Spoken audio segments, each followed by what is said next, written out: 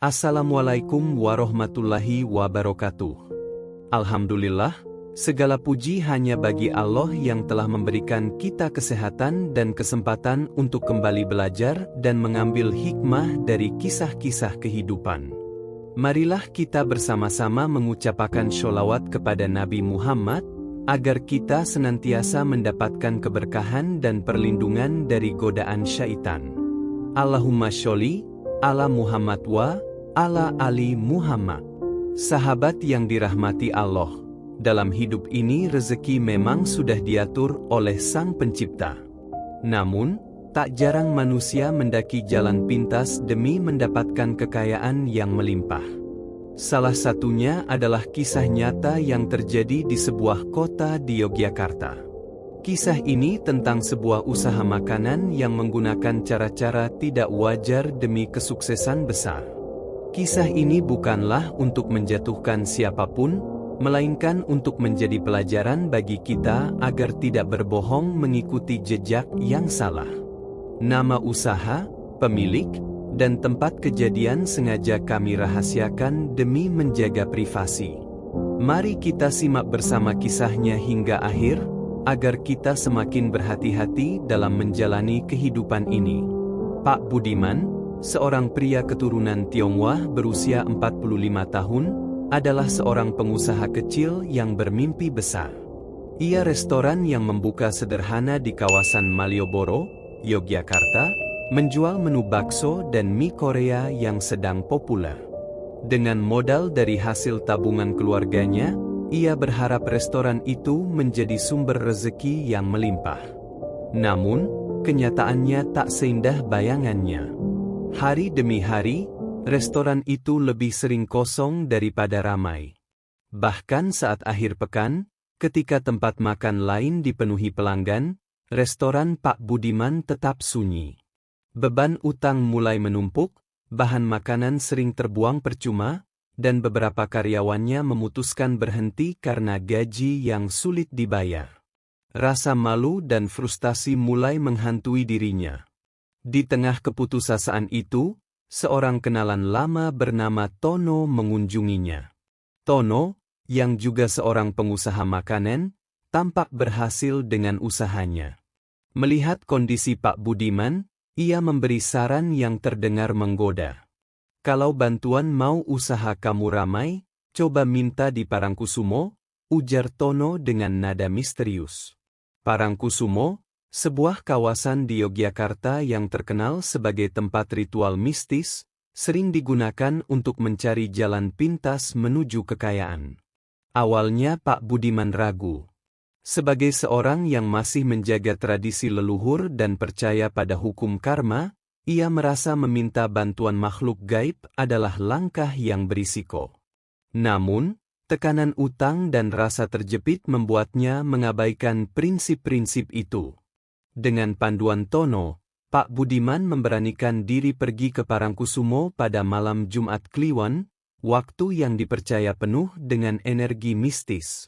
Di sana, ia bertemu dengan seorang paranormal yang dikenal sebagai orang pintar di wilayah tersebut. Paranormal itu menjelaskan bahwa untuk mengundang jin penglaris, Pak Budiman harus memenuhi beberapa syarat. Menyediakan sesajen. Sesajen berupa ayam cemani, kembang 7 rupa, dupa, dan kelapa hijau. Semua itu harus dibeli dari tempat tertentu yang telah ditunjukkan oleh paranormal. Melakukan ritual di pantai. Pak Budiman diminta untuk mengikuti ritual di tepi pantai Parangkusumo. Ia harus membawa sesajen dan membacakan mantra tertentu sambil menunduk menghadap laut. Ritual ini berlangsung selama beberapa jam, hingga dini hari. Mengikat perjanjian. Paranormal itu menyatakan bahwa jin penglaris membutuhkan bayaran berupa sesajen yang harus diberikan secara rutin setiap malam Jumat di restoran Pak Budiman. Jika syarat ini tidak terpenuhi, maka konsekuensinya adalah usaha akan merosot atau terjadi musibah yang tidak diinginkan. Pantangan khusus. Pak Budiman dilarang menyebut nama Tuhan, berdoa, atau memasang simbol keagamaan di lokasi usahanya. Paranormal itu memperingatkan bahwa jin tidak menyukai aktivitas spiritual yang berlawanan dengan kehadirannya. Dengan hati yang penuh keraguan namun juga harapan, Pak Budiman menuruti semua syarat tersebut. Setelah ritual selesai, paranormal memastikan bahwa restoran Pak Budiman akan mulai ramai dalam waktu 7 hari. Jin penglaris yang sudah diundang akan menetap di restoran tersebut dan menarik pelanggan. Perubahan di restoran Pak Budiman benar-benar seperti keajaiban. Setelah ritual selesai, pelanggan mulai berdatangan dengan jumlah yang terus meningkat. Hanya dalam waktu seminggu, restoran yang sebelumnya sepi kini penuh sesak. Setiap harinya, antrean panjang terlihat hingga keluar pintu restoran. Terlebih lagi, banyak pelanggan rela berjam-jam demi siku-siku bakso menunggu dan mie Korea yang dijual di sana. Tidak hanya itu, popularitas restoran ini menyebar dengan cepat. Dari mulut ke mulut, cerita tentang lezatnya makanan di restoran Pak Budiman menjadi bahan perbincangan. Pelanggan tidak hanya datang dari sekitar Malioboro, tetapi juga dari luar kota. Beberapa pengunjung bahkan mengatakan bahwa mereka sengaja datang dari Semarang, Solo, dan Magelang hanya untuk memenuhi syarat makanan yang mengatakan beda dari yang lain. Keberhasilan ini mendorong Pak Budiman untuk menambah kapasitas restoran. Ia membeli meja dan kursi baru, memperluas area makan, bahkan menyewa lahan parkir tambahan untuk menampung kendaraan pelanggan. Namun, perluasan ini tetap belum cukup untuk memenuhi permintaan yang terus meningkat. Pelanggan yang tidak kebagian tempat makan bahkan rela membawa makanannya untuk disantap di mobil atau di tempat lain. Setelah 3 bulan, keuntungan yang diperoleh Pak Budiman jauh melampaui ekspektasinya. Dari restoran kecil yang hampir bangkrut, kini ia bisa mengantongi pendapatan yang fantastis setiap harinya. Kondisi finansialnya berubah drastis. Ia tidak hanya melunasi seluruh utangnya, tetapi juga mampu membeli properti baru untuk membuka cabang kedua. Cabang pertama dibuka di kawasan Seturan, Yogyakarta, yang dikenal ramai di kalangan pelajar dan pelajar. Sama seperti restoran utama, cabang ini langsung melayani pelanggan. Dalam hitungan hari, tempat itu menjadi salah satu destinasi kuliner favorit di daerah tersebut. Melihat kesuksesan itu, Pak Budiman tidak berhenti di sana. Ia membuka cabang di daerah ketiga Sleman, kawasan yang terkenal dengan penduduknya yang padat. Kemudian keempat cabang dibuka di kawasan Bantul, dan cabang kelima di Kota Gede. Dalam waktu kurang dari setahun, Pak Budiman berhasil memiliki 5 cabang restoran yang tersebar di berbagai wilayah strategis di Yogyakarta. Keberhasilan ini membuat namanya semakin dikenal di kalangan masyarakat. Banyak orang terkejut dengan pesatnya kemajuan restorannya.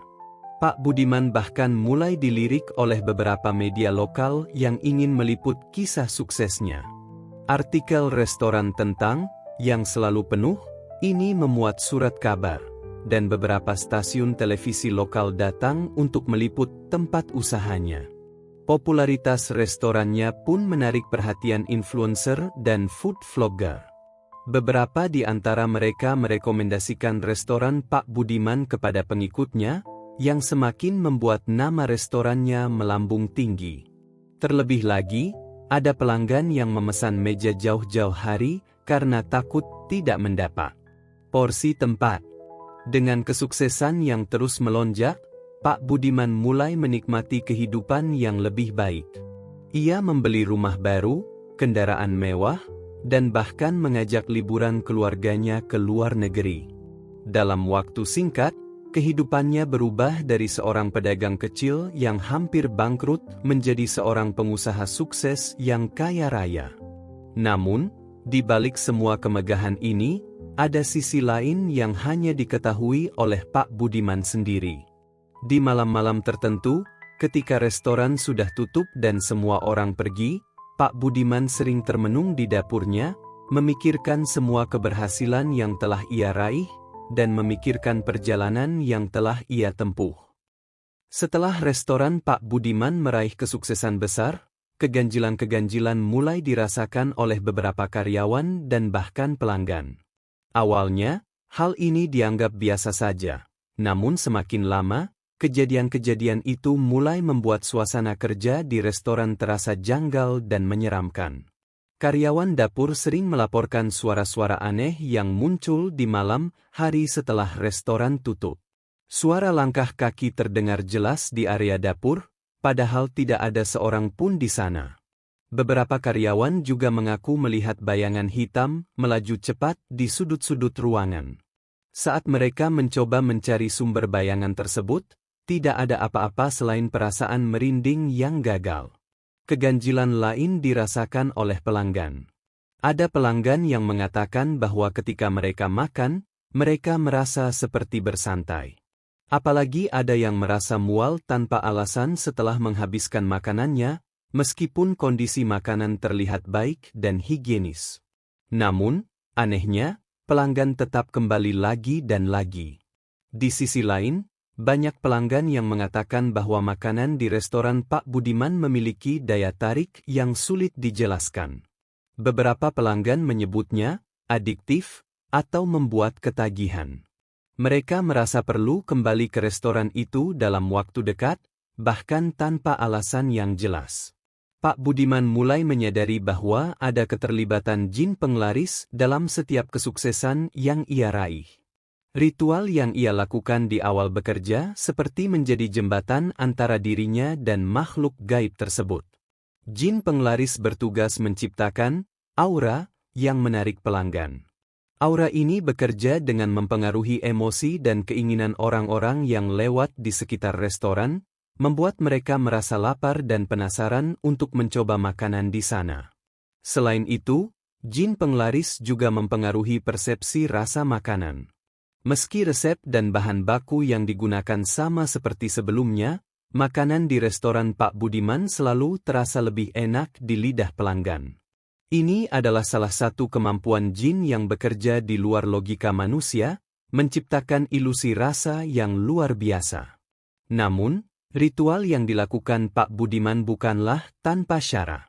Jin tersebut menetapkan beberapa celana yang harus diikuti, antara lain. Tidak boleh mengubah resep utama.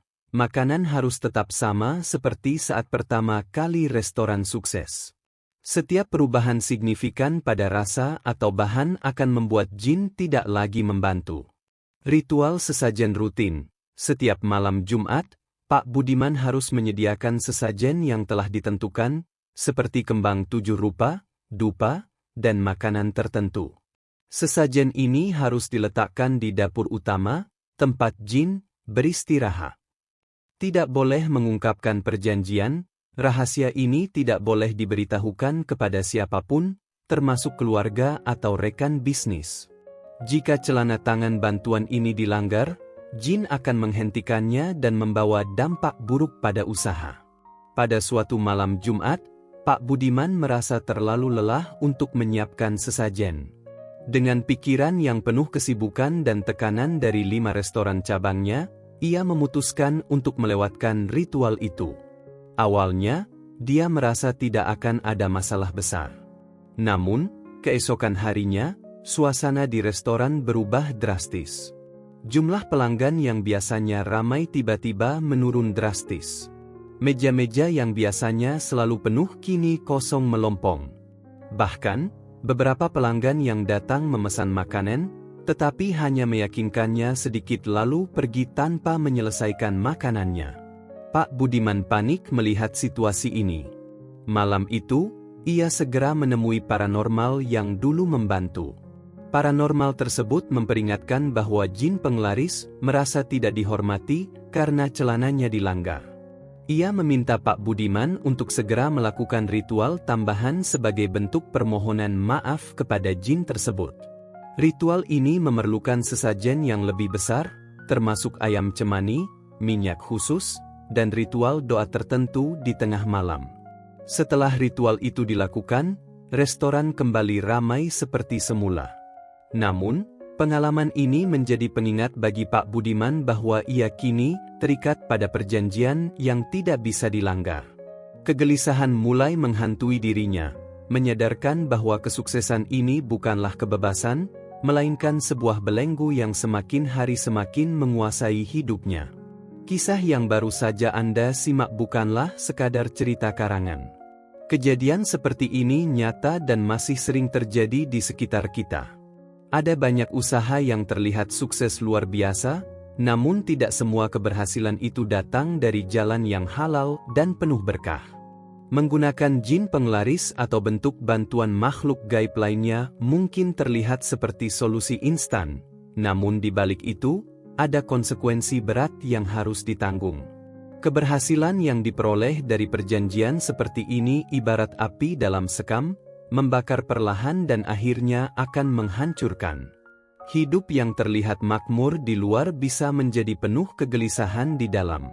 Sebab, jalan seperti ini tidak hanya melanggar hukum agama, tetapi juga mengundang murka Allah Subhanahu wa Ta'ala. Pilihan yang tepat adalah tetap berusaha di jalan yang benar. Usaha adalah bagian dari ibadah, dan Allah Subhanahu wa Ta'ala mencintai hambanya yang sabar, bekerja keras, dan menggantungkan harapan hanya kepadanya. Rezeki yang halal, meski terlihat sedikit, akan membawa keberkahan yang berlimpah. Sebaliknya, rezeki yang haram, meski terlihat banyak, akan kehilangan berkahnya dan hanya membawa kerugian di akhirat kelak. Allah Subhanahu wa Ta'ala dengan tegas melarang dan bahkan mengutuk perbuatan yang melibatkan bantuan makhluk gaib atau perjanjian dengan jin. Rasulullah Shallallahu Alaihi Wasallam juga mengingatkan umatnya untuk menjauhi hal-hal yang dapat membawa syirik, karena dosa ini adalah salah satu dosa besar yang tidak diampuni jika tidak bertaubat. Akhirnya, hanya Allah Subhanahu wa Ta'ala tempat kita berlindung dan memohon pertolongan. Dia Maha Pengasih dan Maha Pemberi rezeki. Ketika kita bersandar sepenuhnya kepadanya, Dia akan membuka pintu-pintu kemudahan dan melapangkan jalan kesuksesan yang penuh dengan keberkahan. Jangan pernah mengambil jalan pintas yang berlayar, karena sejatinya tidak ada kekayaan sejati di luar jalan Allah Subhanahu wa Ta'ala. Sekian kisah ini kami sampaikan, semoga menjadi pelajaran berharga bagi kita semua. Wassalamualaikum warahmatullahi wabarakatuh.